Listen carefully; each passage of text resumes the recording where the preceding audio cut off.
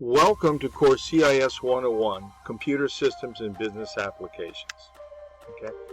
Things we're going to do today, and this is simply going to be an overview because I want you to spend as much as possible of the first week kind of getting settled, is we'll go over an introduction to the class, a little bit about the course objectives, a little bit about the course deliverables, a little bit about the class syllabus, and a little bit about facilities, and then and what's expected. First off, my name is David Anderson. I'm a professor here, a computer information science professor here at Triton College. I'm an associate professor. I teach the information systems, networking, security, etc., etc. You won't find me much on the programming side of the house. Michael Henson is our subject matter expert over there. And before being here at Triton College, I did what we call MIS, Management Information System, in the Army, and then briefly at Allstate, and then briefly at Raytheon. Okay, and I have my EDS, my MCSE, my CCNA, my wireless field engineer, my A+. And what I'd like everybody to do, this is our long-term plan 4 months from now, okay, is to leave this class understanding the basics for all networking, be computer literate, and have some fun, while we're going through all this. It won't be tons of fun, but hopefully we can have some fun. Before I came here, I used the military. Everybody here has heard of student debt, and one of the things I wanted to do was avoid that. And I used the military. One of the options was in the 70s, and I believe still today, was I used the ROTC option that basically paid for college, so that I was able to graduate without any student debt. Went through the airborne and the ranger schools, and I became qualified in those areas of expertise. And then I commanded a border camp on the East German, West German, Czechoslovakian border back when, I'm feeling really old here, when we had an Iron Curtain, and the East Germany and Czechoslovakia actually had fences and minefields and stuff up on their side of the border that were officially for the purpose of stopping an invading NATO army, but more practically seem to be focused on keeping East Germans and Czechoslovakians and anybody else from simply crossing over the border into the West, where, generally speaking, they would have access to a better life, better health care, a better future for their families. Okay. Things that were good about training include my participation in what's called the Canadian Army Trophy. You can look that up on Google it. I was an instructor at Fort Knox, which is also, FYI, it's not just a military school, it is that, but it's also an accredited institution, quasi-public because it is military, but it goes through the same accreditation hoops that other schools do. I was a participant, or a veteran, if you will, of Desert Shield, Desert Storm, and Desert Calm, as well as I got to spend some time in what used to be during the breakup of Yugoslavia with the S4, which was the security forces operation to keep things calm there, and that was very interesting. And I wound up my time in the Army as the G6 for communications at Fort Harrison, which has now been shut down, but at that time was in Indianapolis. A little quick humor. Well, some of you have seen this already. When we think about tech support, we think about things like what my friends think I do, and this is actually sadly true in many cases. What my mom used to think I do, she has sadly passed away. What society thinks I do, the voice on the end of a help desk line. Sometimes I'm pretty sure this is what my boss thinks I do, sleeping at work. What I like to think I do. Anybody here a fan of Star Trek, or any of the Star Trek series? And sadly but truthfully, what I actually do. A lot of times, if I don't know the answer, or just to be safe because things change as time goes on, I will Google something to find out if what I think I know is in fact still the case for something. Because there is a wealth of information out there on Google. And in fact, we will spend a fair amount of the class through the semester talking about the various, there's a lot more than simply going on Google. There can be a lot more than simply going on Google and researching stuff. There's a lot of things that you can do. Triton has a fairly good CIS program, bearing in mind that we are a community college. We do a lot of things well, and we are what is known as IAI articulated, so that our core CIS classes articulate by law to any other program in the public schools, any of the four-year public schools, or two-year school for that matter, in Illinois, as well as, because of the ripple effect, to most of the private schools as well. Okay, I'd like to really stress to everybody that no matter why you're here, okay, realize that education counts. Doesn't really matter what you do. You value a degree and its potential positive effect on you for the rest of you and your family for the rest of your life is really, really hard to underestimate or to overestimate. Okay. The monthly labor review reported that workers with an associate degree averaged an extra $128 a week in 2013 compared to workers with only a school diploma. That's about $500,000 over a 30-year career. Okay. Associate's degrees are awarded at the completion of approximately 20 classes, which is not that many. I mean, if you chunk it down, depending on basically 10 in your field and 10 what we call gen ed classes. Okay. And then if you transfer to a bachelor's degree program, the odds are that you will up your earning potential even more. And particularly significant, I really want to stress this to everybody, degree holders are more likely to find jobs than high school grads. The unemployment rate for associate degree holders was 1% less than for high school graduates. And this really adds up over time. What it means is that you will, with a degree, you are more likely to have a job, more likely to make more money, more likely to enjoy your work more than you will than if you do not have one. Which is not to say there aren't a lot of good jobs out there if you don't have a degree holder. I've washed dishes, I've dug ditches, I've done a lot of things. But generally, some of those jobs I did, and there was honor in doing them, in building a house, digging a ditch, washing a dish in a school cafeteria. But you don't necessarily enjoy them a lot, especially not over the long haul. Job survey report, just for those of you that realize that, to a certain extent the bills have to get paid, just a fact of life. Information technology, and especially things like network security, the pay is pretty decent. The average maximum salary in information security, just short of 6 figures. Okay, the average median salary for all network security individuals, and this includes everybody who's just starting out as well as people with some experience, is just under $76,000 a year. This is not bad. Another way to look at it is that information technology employment and wages are very, very healthy. Okay, just the way it is. It's like you remember back in Bible school when you were kids, for many of you, and you learn about the pharaohs and Moses and the building of the pyramids. Okay, there were a few people handing around with the scrolls and directing the operations. Okay, those were the information workers. And a lot more people that were hauling on ropes and multi-ton stone blocks over logs, and that was important work they did. But there were a lot more of them, and it was probably much less fun in the hot sun. Okay? And I want to stress to you that when we talk about information network security, we're talking about something that a lot of you know a lot about already. A lot of information security is common sense. It's like working on a car. There's a couple things you need to know with regard to the technical aspects of it, but a lot of it has to do with just using your head. Case in point, real world. When you're leaving your house, your apartment, or the cardboard box that some people insist that they live under because they won't admit to a house or an apartment, the single most effective thing you can do is A, install an alarm system, B, buy lots of snarling dogs, C, lock your doors and windows, or D, the college student favorite, own nothing. Because if you own nothing, grasshopper, then nothing can be stolen from you, right? Real world answer is lock your doors and windows. Okay, common sense, things that we do all the time. But this is a valid point that people pay big bucks.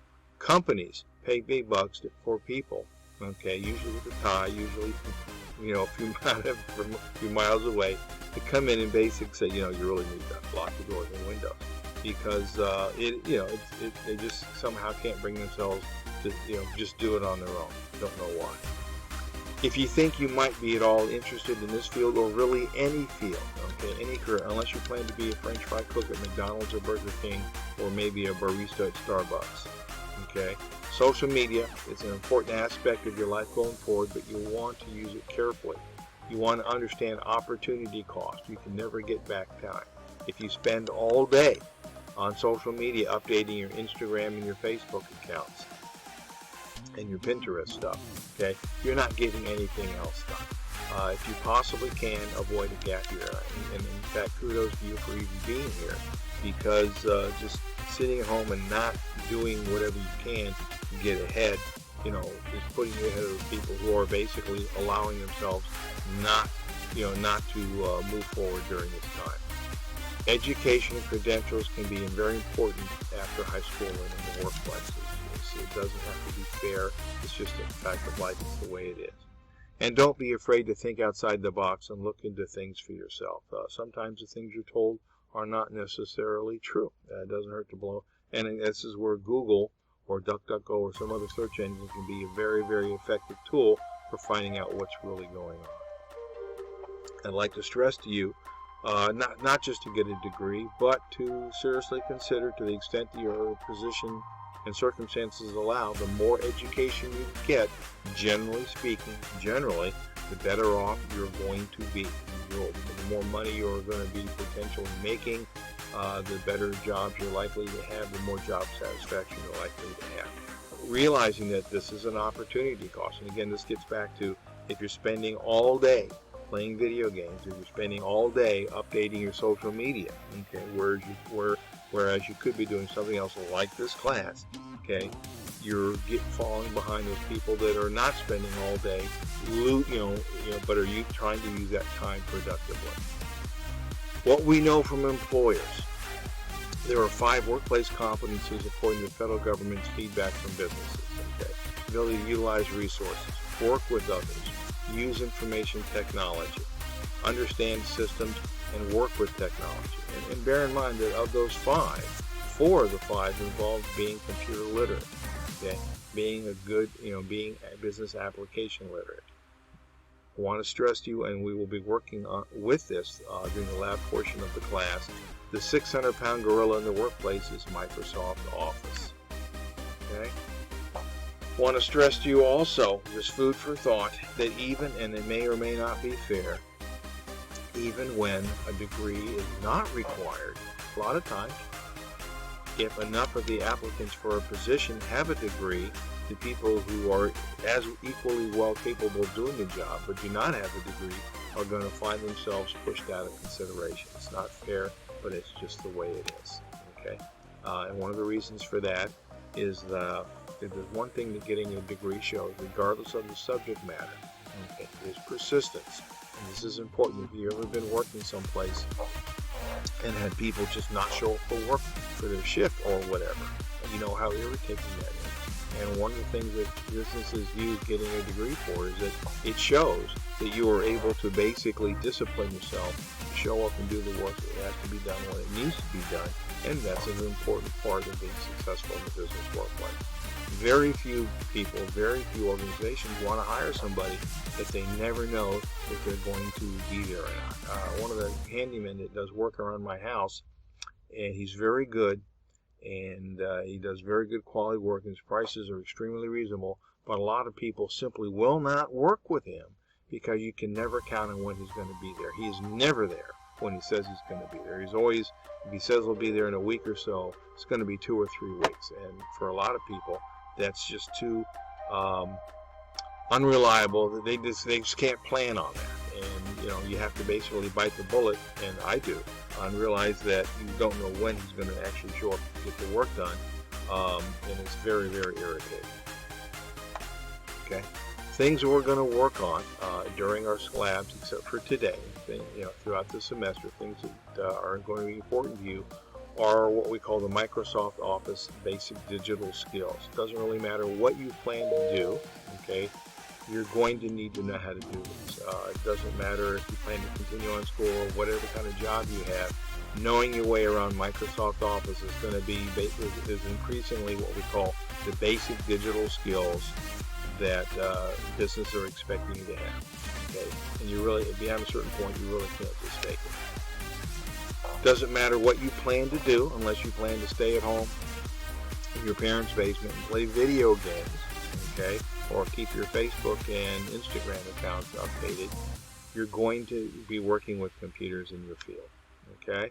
And with that in mind, I'd like to stress to you that the entry-level salaries in both healthcare and technicals and information technology are pretty healthy, okay?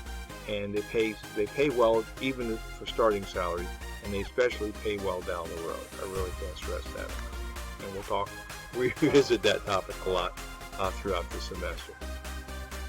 I'd like to stress to you also, more food for thought, that information technology fields themselves, and that's a wide field, are expected to have a 13% growth rate from 2016 to 2026.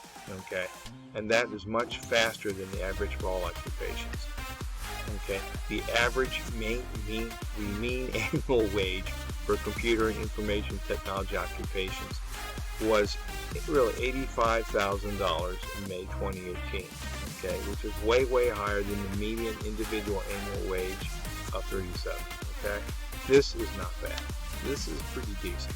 I'd like to also, just remind everybody, if you didn't know already, or you can Google it for yourself, that in Illinois, and we'd all like to be in that top 1%, but it's probably not going to happen. Okay, the average income for the bottom 99% of people in Illinois was $52,000 a year. And you contrast that with the starting salaries for information technology. Says that's pretty decent. I mean, you're starting out making as much as the average person in Illinois, and you're going to go up from there. Degrees we offer here and certificates that are offered here allow you to focus on what's important to you. You might not need or have the time for a degree, or you might want to work on a certificate, get it under your belt, and then use that to plus up your job hunting efforts while you continue to work on your degree. And something along those lines also is the idea that you can get a job, and in many companies will have jobs that include educational benefits, and you use those educational benefits to bootstrap the rest of the classes you need to pay for them, so that you basically can come out of your degree program here or somewhere else with much, if not all of it, paid for, like I did with ROTC. And it's really kind of a nice feeling you don't have that student debt hanging over you. Food for thought. We talked a little bit about information technology job opportunities, talking about how it being 16% job growth over the next 10 years. Security and cybersecurity job growth is expected to be about 36% over the next 10 years. This is way faster than the national average for all occupations. Okay? And part of the reason for this is just like, sadly, we've had record gun sales because of the riots and unrest in some of the major cities here in the U.S. We've had major problems on the internet front of it too, with all sorts of with all sorts of cybersecurity violations and attempts to hack networks and stuff like that, which is bad. But the silver lining there is that there's a huge number of jobs, about 3.5 million, that need to be filled in cybersecurity. Okay? And as long as the need is there, and it's not your fault that it's there, why not take advantage of it? Technology unemployment rate hit last year about 1.9%. A lot of demand for it. And interestingly enough, before COVID, cybersecurity tech field employment hit an astonishing 0% unemployment rate, which is actually a little bit bad, because what that means is that people were actually being hired in the field who really shouldn't have been hired in the field. They didn't really know very much or really anything, but companies were desperate to have anybody there, so they went ahead and hired them. And that's a bad thing, but it's a good thing in terms of what it means for you breaking into the field. Money. Okay. want to stress to you that bear in mind that the average person in Illinois before COVID made $52,000 a year, and the average household income was about $66,000 a year. The average IT manager makes about $99,000 a year. This is not bad. And the average IT staffer makes about $73,000 a year. Again, this is like $20,000 more than the average individual wage in the state of Illinois. Food for thought. That's an extra $20,000 to do things with. Okay. Other ways to look at it in terms of not just jobs but career options. Software engineer average salary is about $80,000 a year and has pretty good working conditions. Okay. Computer analyst, not a programmer, makes about $83,000 a year, and again has pretty decent working conditions. Again, and there's nothing against roofing a house, digging a ditch, washing dishes in a cafeteria, but it pays better and the conditions are a little better as well. Best technology jobs, when you have some experience and some education, include IT manager, software developer, information security analyst, computer systems analyst, and computer network architect. For recent graduates like yourselves with a 2-year degree, okay, you can expect to pick up jobs as a database administrator in network security, computer programmer, computer systems administrator, web developer, and a computer support specialist. And notice that an entry-level salary as a computer support specialist is right up there with the average salary for an individual in the state of Illinois. That is not bad. Out of the box, you're making as much as somebody with a lot of experience is making. Along with this class, I'd like to encourage you to look into, because it's free among other things, the computer club we have here. Could be interesting to you, looks nice on your resume, and you never know, you might find some things interesting, or that you might find yourself being able to indulge in a hobby or a passion, and especially when there's an emphasis on social distancing, kind of lends itself to doing things remotely. And I'd like to stress that this is not just a job for Dons, okay? It's a job for everybody. The employment needs are such that anybody can apply and generally get a chance to do well. When we talk getting into what we're going to do in the class, we're going to talk about how we understand how business organizations process information and the importance of information in decision making. We're going to talk about what a computer system is, and this includes our phones. They are a type of computer system. Their fundamental components, phones included, and how they function. We're going to talk about understanding the capabilities and the limitations of our computing devices. We're going to talk about how information systems are developed in organizations and the roles of those users, management and systems personnel in their design and application. We'll talk about the impact of computers on individuals, okay, on business organizations, and on society. The huge growth in Zoom and programs like Zoom because of the social distancing that we've been encouraged to comply with because of COVID, it has some pluses and minuses. When I was a kid, I visited my relatives in North Dakota one time in my entire life of growing up, whereas my kids every 2 or 3 weeks are using really Skype to basically meet and talk with their grandparents in Europe. Big part of the class, not necessarily today, is going to become proficient in the use of microcomputer applications commonly found in the business community. Okay, and I want to stress to you that if you complete this class with a passing grade and then go on and take CIS 150 and get a passing grade, the two classes together will earn you a certificate, good for your resume, good that'll be on your transcript as a Microsoft Office expert. Kind of a nice thing, and businesses really, really like that a lot. Okay, to get an A, get a B, get a C, get a D, not so much an F. You gotta show up every for class. You have to be there for the class period, and you certainly have to be there every week posting stuff. You have to have your materials. You don't need them for the first couple of weeks. There's nothing you can't Google and find out about. But after the first couple of weeks, you don't have to buy them, but you do need to have access to them. you have to complete and turn in, because they're going to get graded, your lab assignments. And you don't want to wait until the very last, couple of weeks for the semester.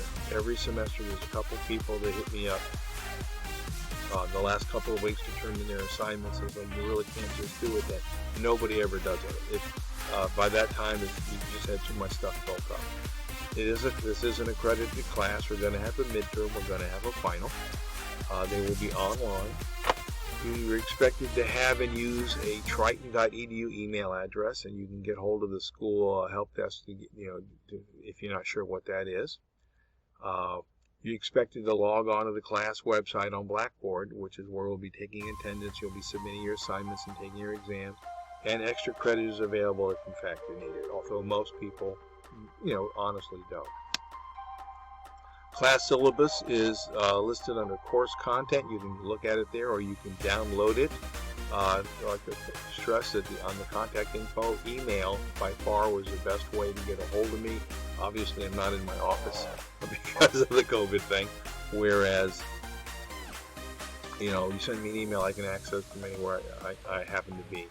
There's a class website, Blackboard, where you'll be submitting your stuff. You do need to become familiar with that, not might want to. There's a course schedule, which is part of the syllabus. It lays out what we're doing on a weekly basis. And there are going to be weekly lab assignments, If you turn them in late, per the syllabus, it bumps your grade down just a little bit. And I really want to stress to you attendance. You really need to be there on a regular basis. Not so much in class at the class time. We're taking advantage of the fact remote. As long as you're there during the week and get your work in, and post your forum discussion on whatever the chapter topic is, you're going to be fine. But you really need to set aside time to do this, because nobody's going to be there to make you do it. If there are some unusual circumstances, jury duty, traffic, or weather that prevent you from getting something done, we're talking a whole week time. If something unusual happens, we will adjust for it, but I just don't see it happening.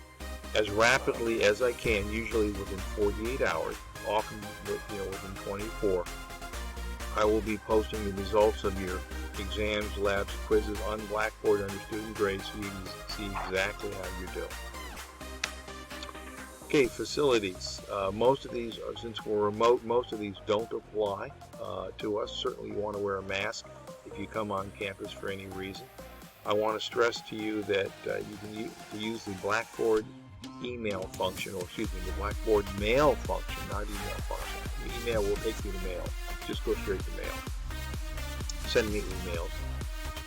There will be class hours that you can reach me at. Posted on the syllabus. Telephones don't apply in a remote situation. Otherwise, I'd ask you to turn them off. Recycle, we encourage, and restrooms, we encourage. Okay, subject to your questions. That concludes the lecture part of this. We're going to take a break, and then we're going to go into lab. And of course, the first lab is to become familiar with Blackboard. Post your introduction to yourself under the discussion board section of it. Get your materials and follow the syllabus. Any questions? I will be in the classroom portion and collaborate to talk with you.